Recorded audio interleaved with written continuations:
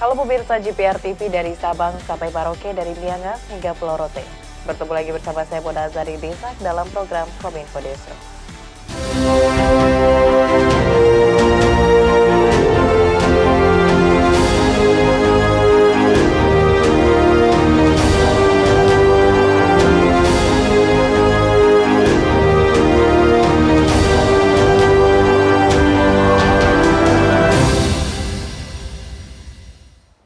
Pemirsa, kita ke informasi pertama. Transaksi digital di Indonesia semakin digemari oleh masyarakat. Hal ini terlihat dari meningkatnya transaksi uang elektronik sebesar 17,6% secara tahunan yang didukung oleh sistem pembayaran yang aman, lancar, dan andal.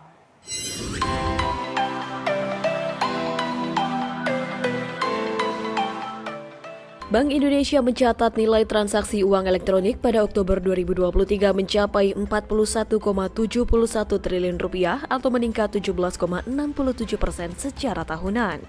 Sementara itu nilai transaksi perbankan digital tercatat tumbuh sebesar 15,57% menjadi 5.118,89 triliun rupiah. Gubernur Bank Indonesia Peri Warjio dalam konversi pers hasil rapat Dewan Gubernur BI November 2023 menyampaikan bahwa kinerja transaksi ekonomi dan keuangan digital tetap tumbuh kuat didukung oleh sistem pembayaran yang aman, lancar, dan andal. Adapun untuk nominal transaksi kris juga tercatat tumbuh 186,08% mencapai 24,97 triliun rupiah dengan jumlah pengguna sebanyak 43,44 juta dan jumlah merchant 29,63 juta yang sebagian besar merupakan UMKM. Untuk nilai transaksi pembayaran menggunakan kartu ATM, kartu debit dan kartu kredit mencapai 664,09 triliun rupiah atau turun sebesar 3,53%.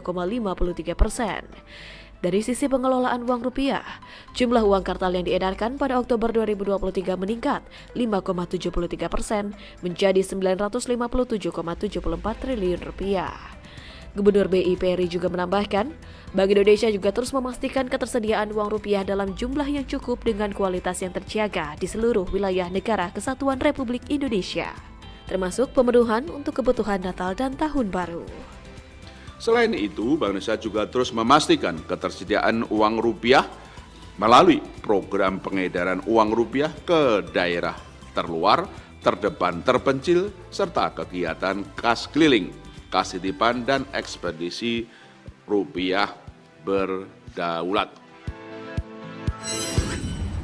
Badan Penyelenggara Jaminan Sosial Ketenagakerjaan menargetkan kelola dana 1.000 triliun rupiah pada tahun 2026, mencakup 70 juta peserta aktif.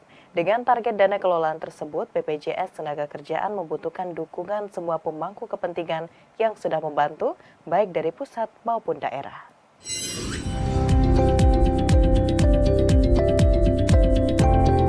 BPJS Ketenagakerjaan menargetkan kepesertaan pada 2026 menjadi 70 juta peserta aktif dan dana kelola mencapai 1.000 triliun rupiah, di mana saat ini baru mencapai 40,2 juta peserta dan dana kelola sebesar 688 triliun rupiah.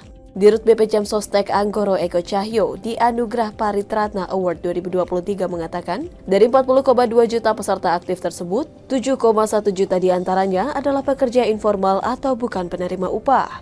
Di tahun ini pihaknya membayar santunan sebesar 40 triliun rupiah untuk 3,4 juta pekerja atau ahli waris dan beasiswa sebesar 279 miliar rupiah kepada 65.000 anak pekerja hingga sarjana. Sebagai badan hukum publik, BP Jam Sostek berkomitmen untuk dapat selalu memberikan pengalaman dan kualitas layanan terbaik kepada peserta, mulai dari saat mendaftar, aktif menjadi peserta, hingga pembayaran klaim. Upaya itu memerlukan sinergi dan komitmen bersama dari seluruh pemangku kepentingan, di antaranya kementerian, lembaga, pemerintah daerah, dan pelaku usaha. Sejalan dengan arah kebijakan pemerintah serta instruksi Presiden tentang percepatan penghapusan kemiskinan ekstrim, BP Jam Sostek fokus pada strategi perluasan kepesertaan pada ekosistem desa, ekosistem pasar, UKM dan e-commerce, serta pekerja rentan. Hal itu tidak akan tercapai tanpa dukungan semua pemangku kepentingan yang sudah membantu, baik dari pusat maupun di daerah. Saat ini kami mentargetkan bisa mencapai universal coverage. Tahun 2026, Pak Presiden, kami mentargetkan 70 juta pekerja bisa terlindungi dan kami mentargetkan dana kelolaan mencapai 1.000 triliun rupiah pada tahun 2026. Tentu saja hal ini bisa dicapai dengan sinergi dan komitmen dari seluruh stakeholder, kementerian lembaga, pemerintah daerah, pelaku usaha, yang pasti akan banyak peran pentingnya bagi pencapaian universal coverage tersebut. Kita ke informasi lainnya pemirsa, Kemendikbudristek menargetkan 1 juta guru honorer akan menjadi guru aparatur sipil negara, pegawai pemerintah dengan perjanjian kerja pada akhir tahun 2024. Direktur Jenderal Guru dan Tenaga Kependidikan Kementerian Kemendikbudristek Nunuk Suryani mengatakan upaya ini dilakukan agar tidak ada lagi guru honorer di Indonesia.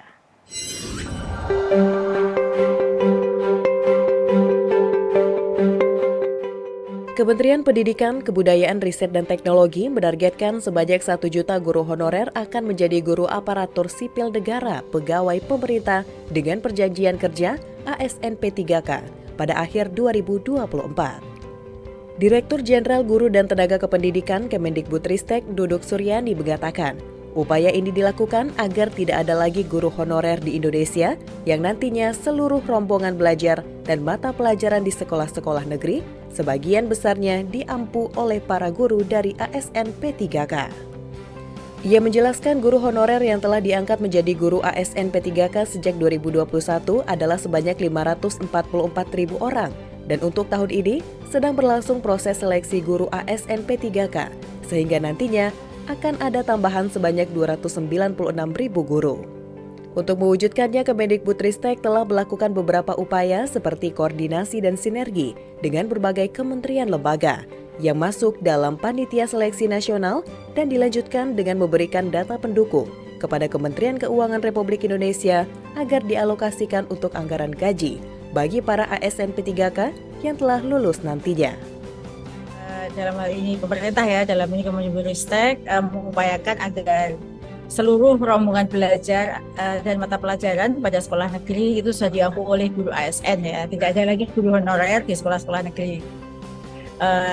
Kami terkait dengan harapan tersebut, kami juga sudah menghitung kebutuhan guru pada tahun 2020 saat Mas Menteri masuk ke Kemendikbud ini ada 1 juta guru. Dan diharapkan hingga saat nanti tahun 2024 itu 1 juta guru tersebut dapat terangkat semua. Dan dengan diangkatnya 1 juta guru tersebut, maka permasalahan kekurangan guru ini bisa diatasi. Menteri Perhubungan Budi Karya Sumadi resmi meluncurkan rangkaian peringatan Hari Nusantara 2023. Pelaksanaan puncak peringatan akan dilakukan di Tidore, Maluku Utara pada 10 hingga 13 Desember mendatang.